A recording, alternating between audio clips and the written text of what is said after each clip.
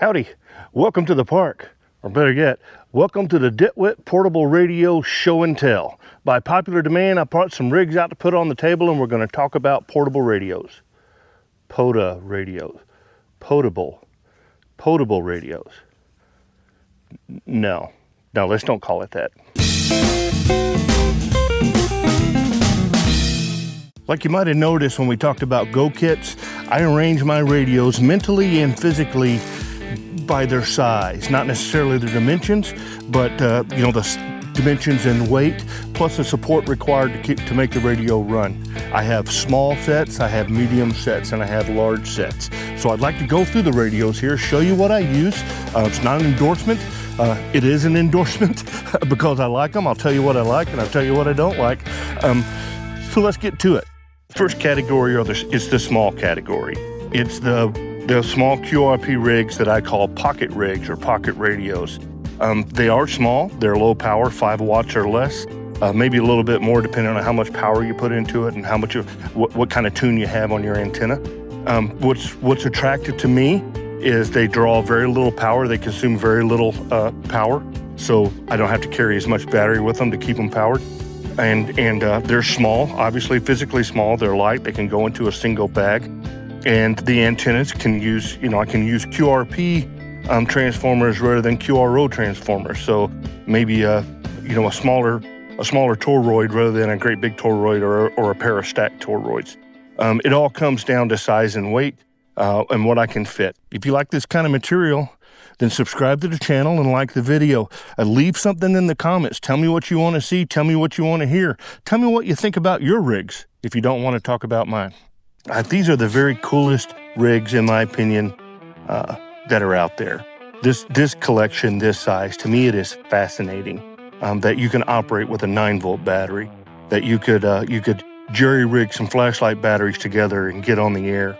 To me, this is fascinating. And in no particular order, except in this case, the order that I started when I started radio. This is the first QRP rig that I bought. This TR-USDX.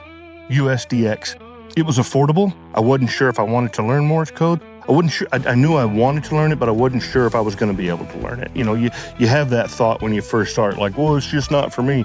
And after a while, you realize that it's for everybody. It just depends on how much time and effort you want to put into it. This radio served its purpose. My very first Parks on the Air activation with CW was done with this radio.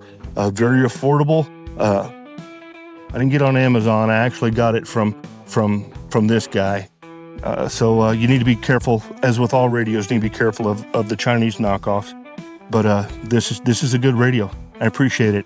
It is loud. The receiver is loud, and that's my only, I don't want to call it a complaint, but that's my least favorite thing about the TR-USDX is that the receiver is very loud on its own. It has loud audio. After listening to a quiet receiver, this one becomes even louder in your ear, and it sounds a little bit like a propane burner at a fish fry. Got me on the air.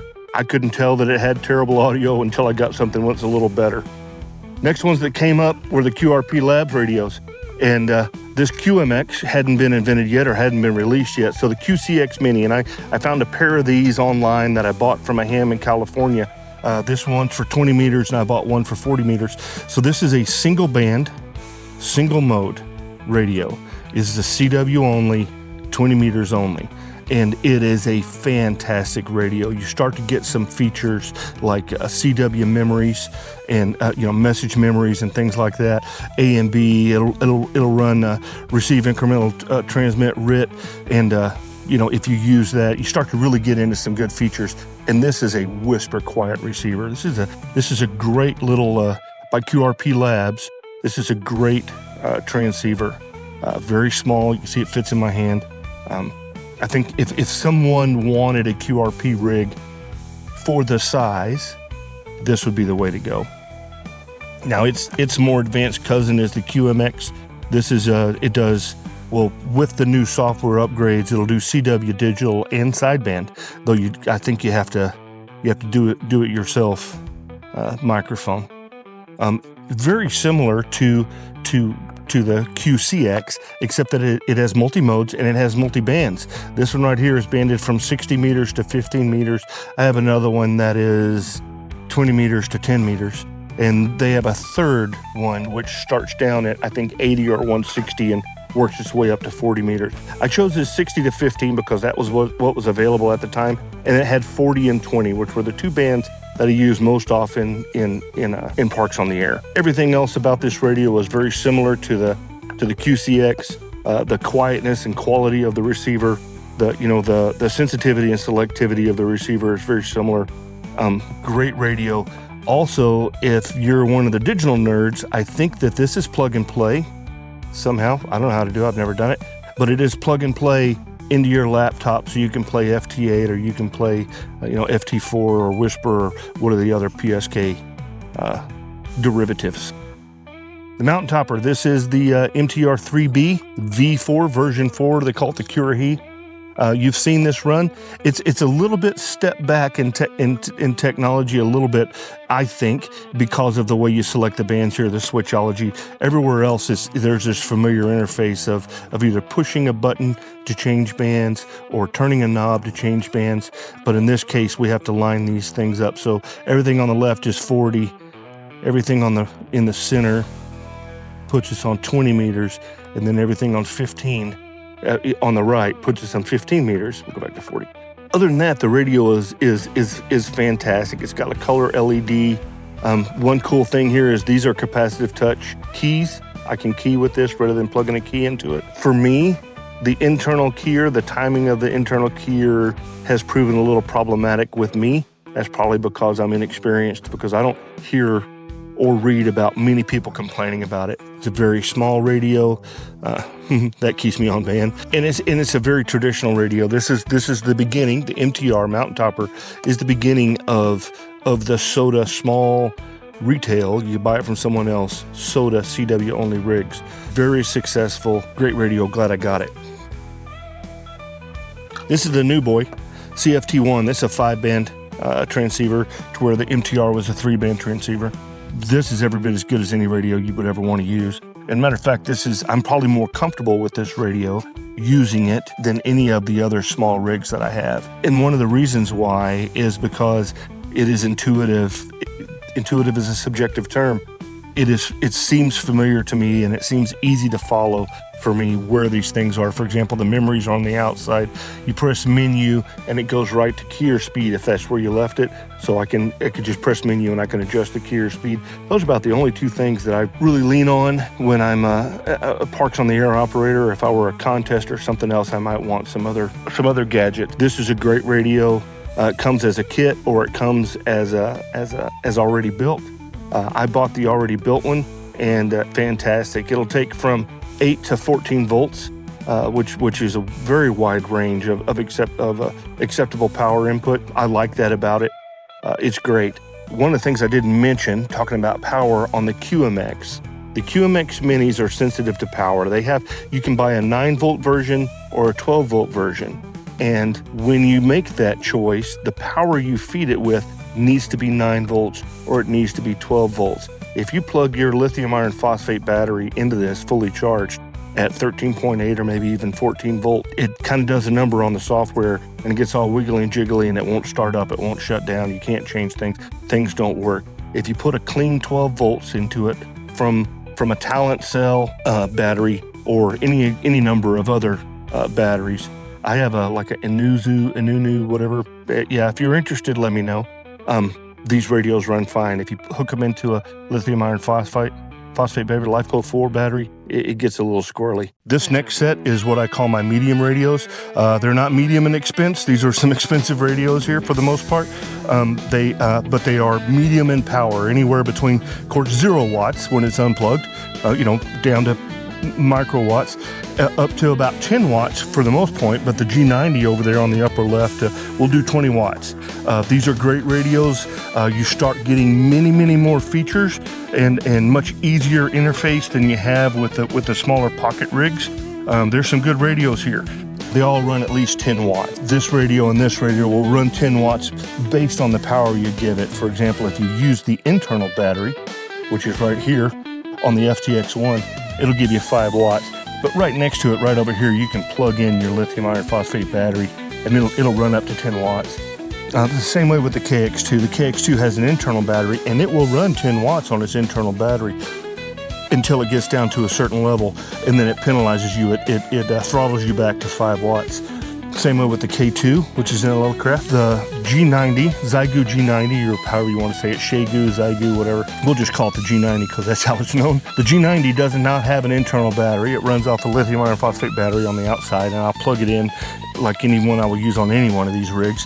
It is capable of 20 watts of output power, 10, 12 watts with external, depending on how much power you've got in your external battery.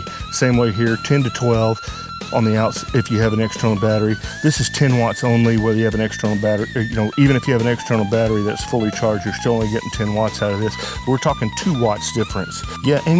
Sometimes 2 watts makes a difference, especially when you're down, when it's the first 2 watts.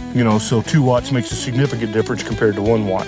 And 2 watts makes a huge difference compared to 0 watts. But 2 watts doesn't, 12 watts doesn't necessarily have as dramatic a difference to 10 watts. But I just kind of want to set the table straight there. I love all of these radios equally. This is a little bit more in an affordable price range. These other radios are very expensive radios, and I enjoy running with them. Just a little tip, I bought the Elecraft KX2 from a guy that lives here in the DFW area. I paid, market value for this to him for a used radio. And the reason why I bought it is I had learned my ABCs with Morse code, but I did not know Morse code. I had 0 character recognition, or very little character recognition. This was the radio I bought, expected it to stare at me and give me dirty looks if I got lazy learning code. This would be the pool of regret, was dropping $1,200, $1,500 into a radio and not being able to use it, not being able to use its best feature because I didn't get any competency in Morse code. So it kept me focused, and it gave me a reason to learn because I wanted to get out and get on the air with this radio. This is its predecessor, the K2. Pretty much the same radio, but obviously a different form factor. This has really sweet audio. I really like it. It's missing this variable IF filter, which will shift or open and close. This one has a push button, and it narrows. I think it probably goes to a different filter module. This FTX1 has everything you would expect to see on the FTDX10, Yaesu's flagship set of HF radios in the house. It still has a lot of things in the menu, but they put a lot of the menu on the screen, and it's touchscreen, and it's big, and it's colorful, and it's got a waterfall and all those sexy things. It does not have an internal tuner. The KX2 has a very, very respectable internal tuner, and the K2 has an internal tuner that works very well. The G90 has an internal tuner that will tune a wet Labrador or a fence post. It'll tune pretty much anything. A lot of fun, great radio. Just not quite as sophisticated. It doesn't quite have the sensitivity or the selectivity of these other receivers. But then it's in really high competition. These are my QRO rigs, full power, up to 100 watts at the FT891 on the left and the FT991A on the right. These are full featured rigs. There's a little bit of menu, but associated with Yaesu. But once you understand it, and if you run as often as I do, that the menu becomes second nature, and it's nothing to worry about.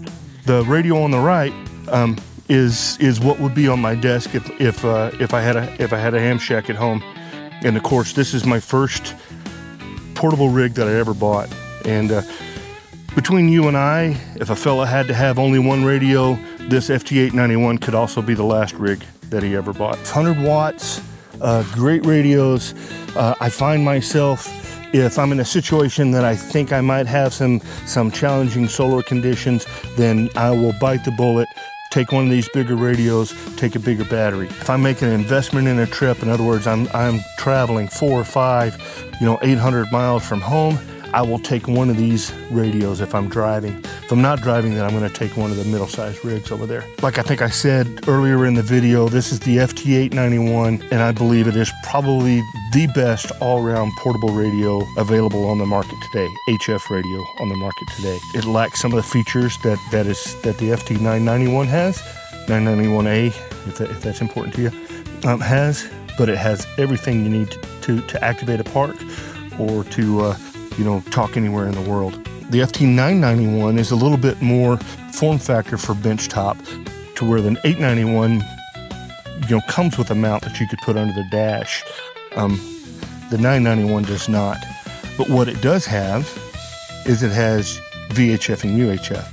So we've actually got an HF receiver in here, but it also has a dual band receiver that is 2 meters and 70 centimeters. So this radio is in my lineup because I started this whole radio thing effort towards preparedness.